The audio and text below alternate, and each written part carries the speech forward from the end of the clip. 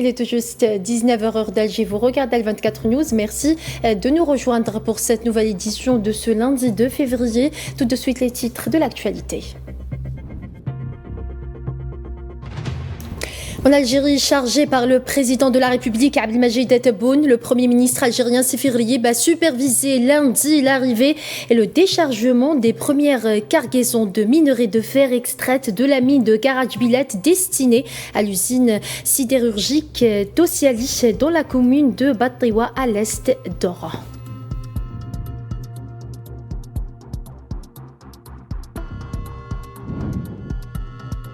Ligne ferroviaire minière de Garajbilet, la presse internationale souligne l'ampleur stratégique et économique du projet. Les détails dans ce journal.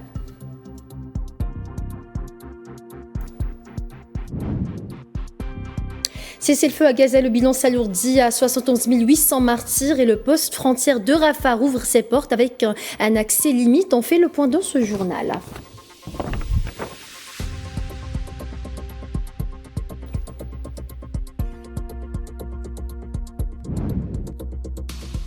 Classement des gardiens de la Révolution comme groupe terroriste. Téhéran convoque les ambassadeurs de l'Union européenne pour protestation.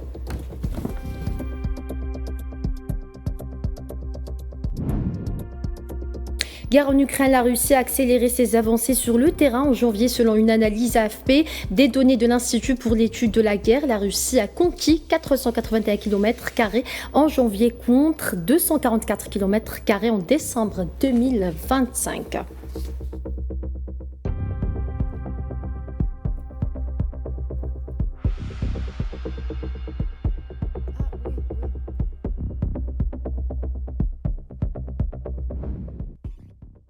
Bonsoir à tous. Si vous venez de nous rejoindre en Algérie, chargé par le président de la République algérienne Abdelmajid Tebboune, le premier ministre algérien Sifir Riyeb a supervisé ce lundi l'arrivée et le déchargement des premières cargaisons de minerais de fer extraites de la mine de Garajbilet destinée à l'usine sidérurgique Toyali dans la commune de Battewa à l'est d'Oran. Ce projet stratégique constitue une étape importante de la valorisation des ressources minières nationales et de renforcer le secteur sidérurgique, contribuant ainsi à soutenir la diversification économique et à assurer un développement durable en Algérie. Cette cargaison de minerais de fer a été transportée via la nouvelle ligne ferroviaire minière occidentale Garajbilet-Tindouf-Béchar, longue de 950 km, puis via la ligne ferroviaire Béchar, soit une distance totale d'environ 2000 km.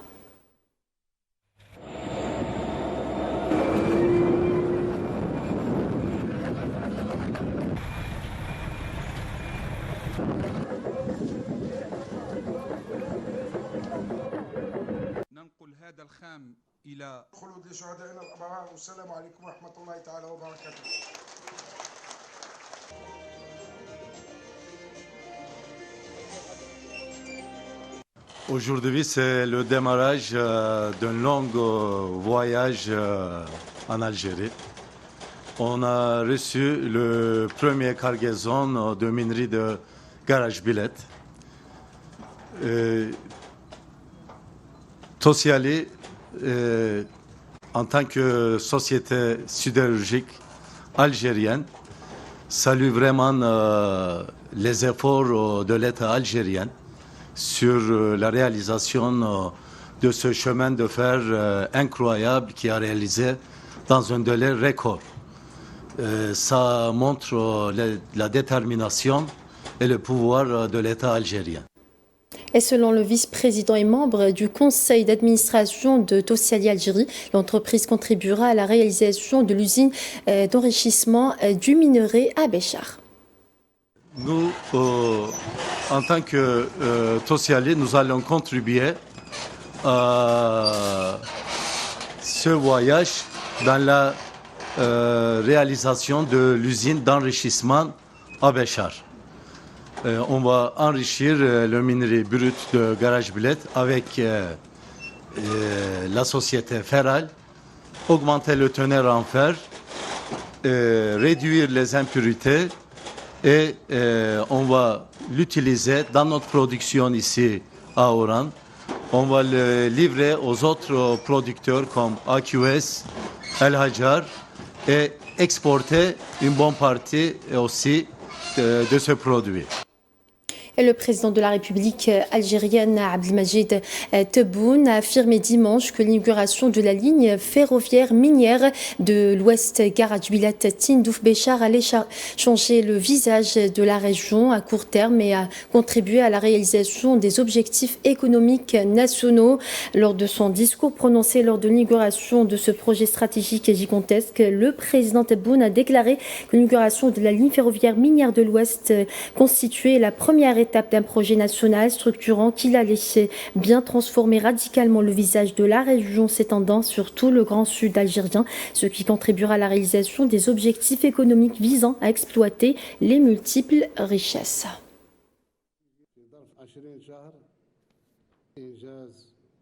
وحضورنا اليوم لتدشين خط السكة الحديدية المنجمي الغربي كمرحلة أولى، وأؤكد أنها مرحلة أولى من مراحل مشروع وطني مهيكل سيغير إن شاء الله على المدى القريب وجه المنطقة هنا في هذه الامتداد العزيز من جنوبنا الكبير، ويساهم في تكريس أهداف توجهاتنا الاقتصادية الوطنية نحو استغلال ثرواتنا المتعددة في جارجبيلات، بالإضافة إلى إطلاق منجم الزنك والرصاص بوادي أميزور في بجاية، ومشروع السكة الحديدية المنجمي ببلاد الحدبة والرصيف المنجمي لعنابة في إطار توسعته. Et le président Tebboune a affirmé que la concrétisation de la ligne ferroviaire minière Garadjbilat-Tindouf-Béchar est une étape stratégique et historique pour la nation.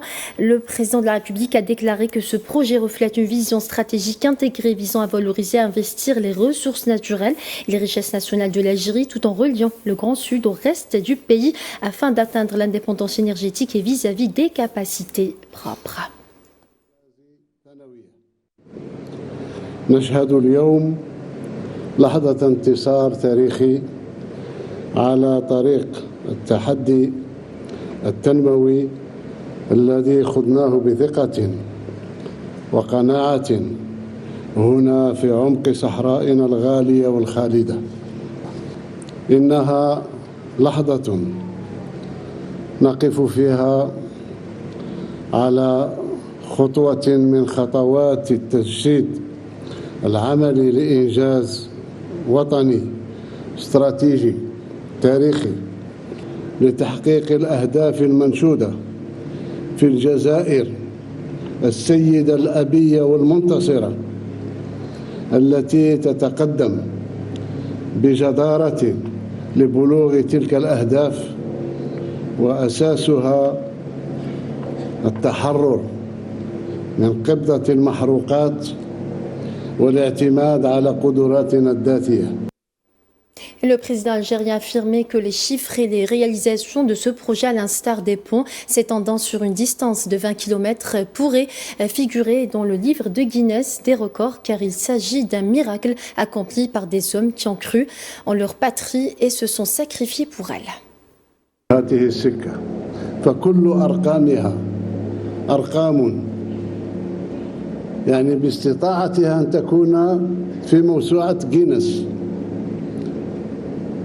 السكة الحديدية بنيت على جسور طولها 22 كيلومتر، منها جسر واحد منفصل 4 كيلومتر، وانجز في أقل من سنة.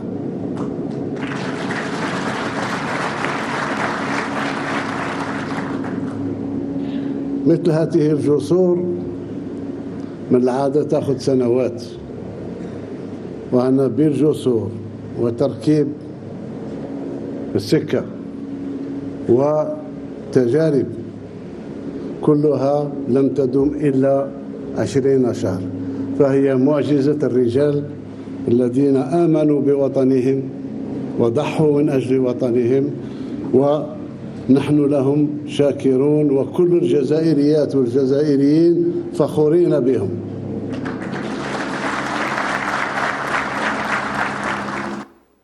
Le président algérien a souligné que la transformation de ce projet, autrefois considéré comme un rêve inaccessible, en une réalité concrète, s'inspire du message éternel des valeureux martyrs, héritage capable de mener à la victoire dans la bataille du développement. وإننا والحمد لله واستلهاما من تلك الروح الوطنية الدافعة التي حركت ضمائر أسلافنا وأمدتهم بالبأس والقوة لمواجهة وتحدي الاستعمار الغاصب وما أعظمه من تحد. إنها روح التحدي لشهدائنا الأبرار العظماء طيب الله ثراهم. واستلهاما من تلك الروح آمنا بأنه على قدر أهل العزم تأتي العزائم، وأن لمن صنعوا أمجاد الأمس وورث تجري في عروقهم دماء الوفاء للجزائر ولرسالتهم الخالدة، وهو ورث قادر على تحقيق النصر في معركة التنمية الفاصلة بين التخلف والتقدم.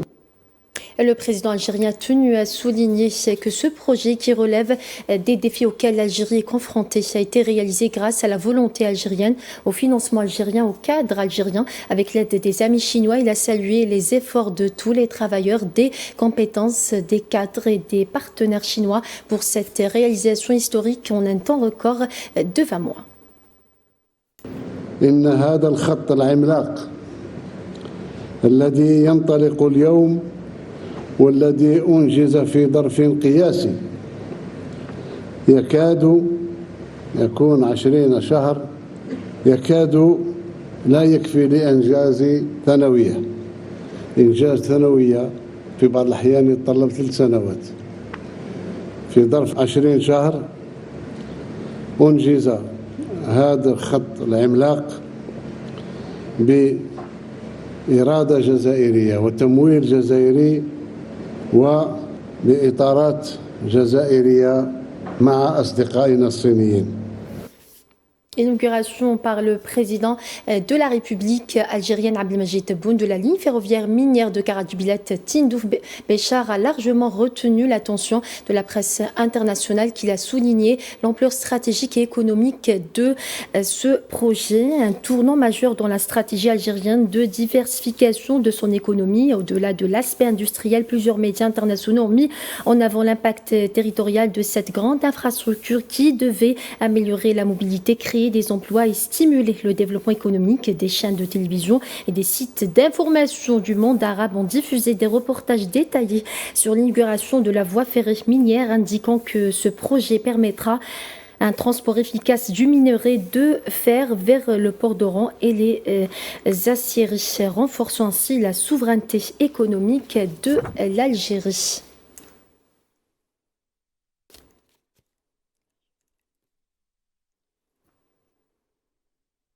Réaction également du côté de la Chine. La presse chinoise a été élogieuse au sujet du lancement de ce grand projet structurant, symbole d'une coopération fructueuse avec la Chine à travers la participation de quelques entreprises à la réalisation des travaux ferroviaires.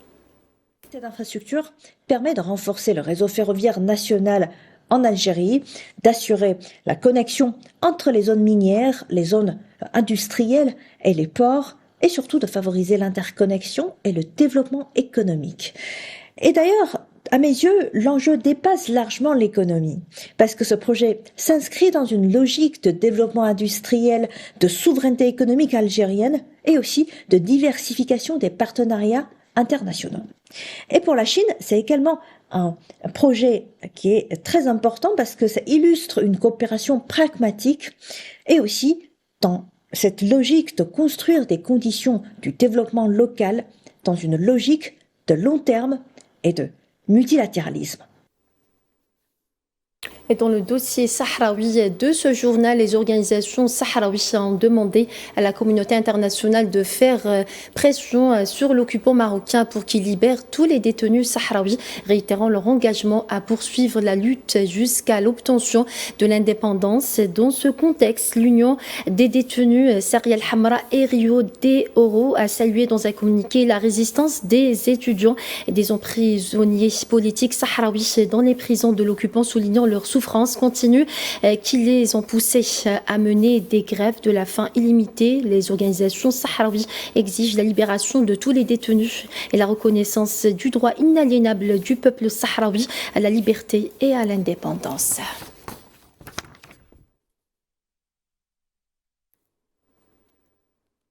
De son côté, l'organisation collective des défenseurs sahraouis des droits de l'homme, CODESA, a demandé l'intervention de l'ONU pour protéger les prisonniers politiques sahraouis et œuvrer à leur libération totale, affirmant qu'elle continuerait à suivre de près la question des détentions politiques au Sahara occidental et les pratiques racistes et les mauvais traitements infligés à tous les prisonniers politiques sahraouis dans les prisons marocaines en raison de leur défense, de leur attachement à l'identité sahraoui. L'occupation marocaine continue de cibler les étudiants sahraouis en leur imposant des peines sévères, injustes et illégales dans le but de les empêcher d'exercer leur droit à la liberté d'expression et d'opinion et de manifester leur défense de la cause du peuple sahraoui et de son droit à la liberté et à l'indépendance.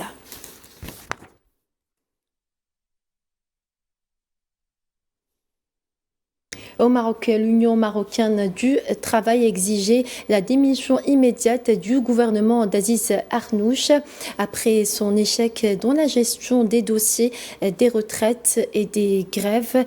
Dans une déclaration aux médias locaux ce lundi, le secrétaire général de l'Union, Miloud Moukharik, a accusé le gouvernement de massacrer et de tuer la classe ouvrière, affirmant que le plus grand syndicat du pays n'était pas prêt à accepter une réforme des retraites qui se ferait au détriment des salariés et porterait atteinte et préjudice à leurs droits acquis.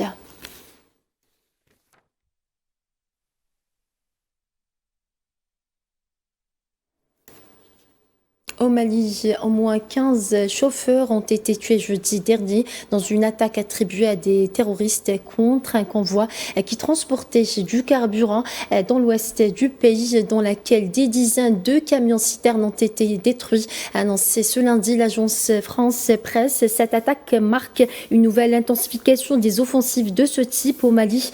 Après plusieurs semaines d'accalmie, une source sécuritaire s'exprimant sous couvert d'anonymat a déclaré à l'AFP que des terroristes affiliés à Al-Qaïda ont enlevé les victimes avant de les exécuter, Chabou portant les yeux bandés.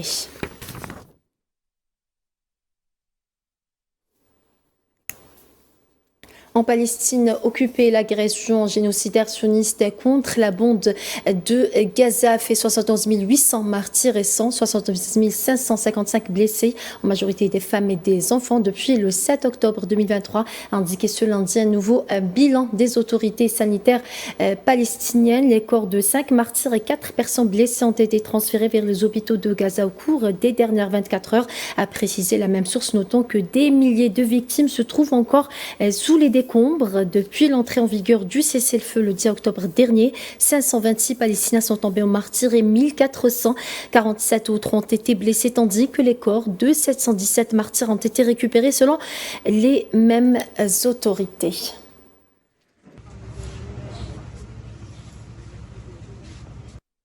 À l'hôpital Nasser de Khan Younes, des Palestiniens ont pleuré Iyad El-Rabaï, un enfant de 2 ans et demi qui, selon les médecins, a été assassiné par des tirs sionistes, des frappes sionistes qui ont fait au moins 4 martyrs ce lundi, dont El-Rabaï, dont des agressions au nord et au sud de la bande de Gaza.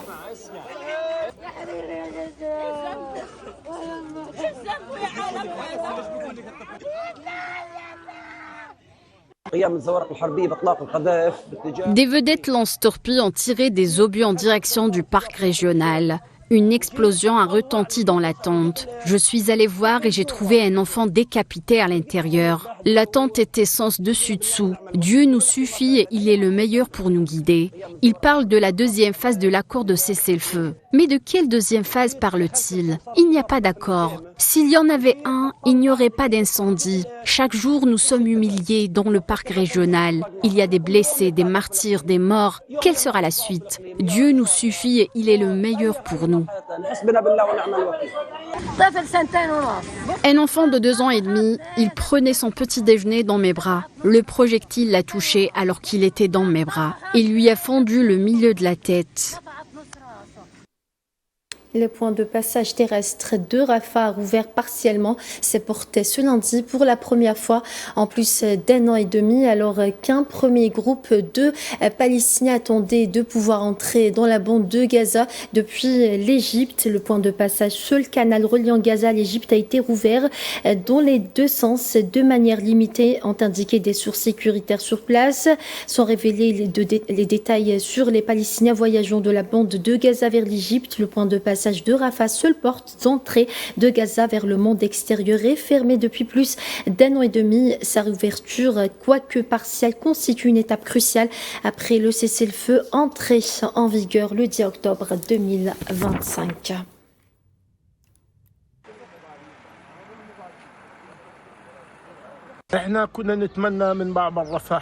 Nous espérons que le point de passage de Rafah ouvrira et facilitera l'accès aux soins pour les patients se rendant en Égypte. Nous sommes revenus aux situations de 1980, 1985 et 1990, avec les mêmes couloirs et les mêmes portes. Et nous en revenons aux souffrances des patients qui se rendent en Égypte. C'est inacceptable, car un patient va se faire soigner et non pas être fouillé et se faire dire « retournez-vous, asseyez-vous ». C'est totalement inacceptable. Nous nous réjouissons de l'ouverture du point de passage de Rafah et si Dieu le veut, il s'ouvrira davantage afin que tout ce qui nous a manqué pendant la guerre puisse entrer. Nous avons besoin de plus d'aide en essence, en vivres, en farine, en seringues et tout le reste. Tentes, couvertures, matelas, tout. Grâce à Dieu, nous espérons qu'il s'ouvrira encore plus et restera ouvert afin que nous puissions oublier l'atmosphère de guerre dont nous ne sommes toujours pas remis. L'ouverture du point de passage de Rafah est aussi une bonne nouvelle pour nous car il n'y a pas de soins pour les enfants ici et rien n'est disponible à l'hôpital. Ni équipements, ni médicaments, rien. Même les médicaments de mon fils ne sont pas disponibles à Gaza. Et dans l'actualité aussi, l'Iran a déclaré ce lundi avoir convoqué tous les ambassadeurs de l'Union européenne en République islamique pour protester contre le classement par l'Union européenne des gardiens de la révolution comme organisation terroriste. Cette décision intervient alors que l'Iran est confronté à la menace d'une action militaire américaine. L'Union européenne a classé la semaine dernière le corps des gardiens de la révolution comme organisation terroriste. Hier et aujourd'hui, les ambassadeurs de tous les pays de l'Union européenne ayant une ambassade à Téhéran ont été convoqués au ministère des Affaires étrangères et la protestation de la République islamique d'Iran leur a été remise par écrit. Mais comme je l'ai dit, il s'agit d'une mesure minimale et d'autres mesures pourraient suivre. Et le porte-parole du ministère iranien des Affaires étrangères, Ismail Baghaei, a déclaré que l'Iran examinait les conditions d'une reprise prochaine des pourparlers avec les États-Unis après que les deux parties ont fait part de leur volonté de relancer la diplomatie dans le cadre du long différend nucléaire et de dissiper les craintes d'une nouvelle guerre régionale. En échange du rétablissement de la confiance et de la levée des prétextes invoqués pour justifier les inquiétudes concernant le programme nucléaire iranien, nous exigeons la levée des sanctions injustes imposées au peuple iranien ces dernières années. Le problème auquel nous sommes confrontés aujourd'hui inclut également les menaces et il est impératif dans toute négociation, dans tout processus diplomatique, de traiter l'ensemble de ces éléments. Pour parler, Trilatero, le porte-parole du Kremlin, Dmitri Peskov, a confronté lundi avec une nouvelle série de pourparlers trilatéraux Russie, États-Unis, Ukraine se tiendrait mercredi et jeudi. Interrogé sur la visite à Miami samedi de l'envoyé du président russe Kirill Dmitriev pour des entretiens avec les États-Unis, Peskov a refusé de fournir le moindre détail, réaffirmant que Dmitriev est l'envoyé américain américain Steve Witkoff avait qualifié les discussions de conversations plutôt positives et constructives.